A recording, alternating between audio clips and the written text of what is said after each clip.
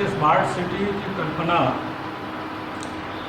एक विश्व के इसमें आज जिस प्रकार से अनेक राष्ट्रों में जो बड़े बड़े महानगर बने या भारत में भी जो महानगर बने हैं, तो कहीं ना कहीं पहले ग्रामीण या फिर एकदम अविकसित थे।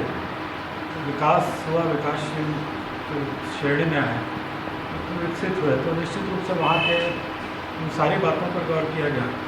तो छत्तीसगढ़ को ये गर्व है कि रायपुर को बिलासपुर को स्मार्ट सिटी के लिए चयन किया गया है। अब इसमें नागरिकों की भूमिका महत्वपूर्ण हो जाती है कि इसको आगे किस प्रकार से मूर्त रूप देना है।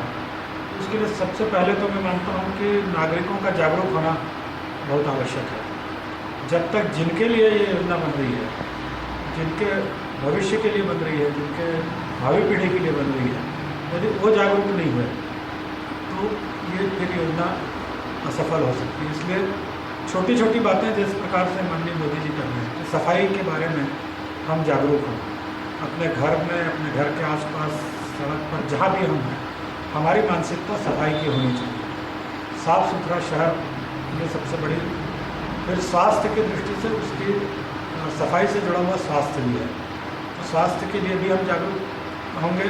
जब सफाई ठीक होगी तो स्वास्थ्य भी ठीक होगा। और प्रदूषण जिस मात्रा में आज इस छत्तीसगढ़ में बड़ी मात्रा में है, चाहे वो ध्वनि का प्रदूषण हो, आप सड़क पर निकल जाएं, अनावश्यक हार्न बजाने वाले लोग आपको दिखेंगे कि वो लगातार हार्न बजाकर ध्वनि प्रदूषण बढ़ाने का काम करते हैं। वाहन इतनी बड़ी मात्रा में है कि सबके वाहन बजने लग जाएँ तो स्वाभाविक रूप से इसलिए ध्वनि प्रदूषण, चाहे शादी ब्याहों में या शादी विवाह समारोह में ये जो आजकल बड़े बड़े डीजे बजते हैं, वो भी कहीं ना कहीं ध्वनि प्रदूषण को, स्वास्थ्य को बिगाड़ने वाले हैं। इसलिए इस पर भी स्वयं जागरूक होकर ज़्यादा से ज़्यादा ध्वनि पर प्रतिबंध, ध्वनि पर रोक, ये हम स्वयं निर्माण करें।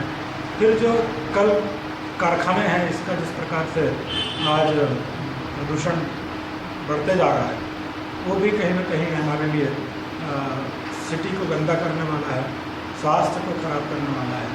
सब प्रकार की विसंगतियाँ, जिस प्रकार से हम विकास की ओर जा रहे हैं, लेकिन इस बात को नहीं देख रहे हैं कि जो हमारी प्राकृतिक संपदा है उसको हम कहीं ना कहीं नष्ट करते जा रहे हैं।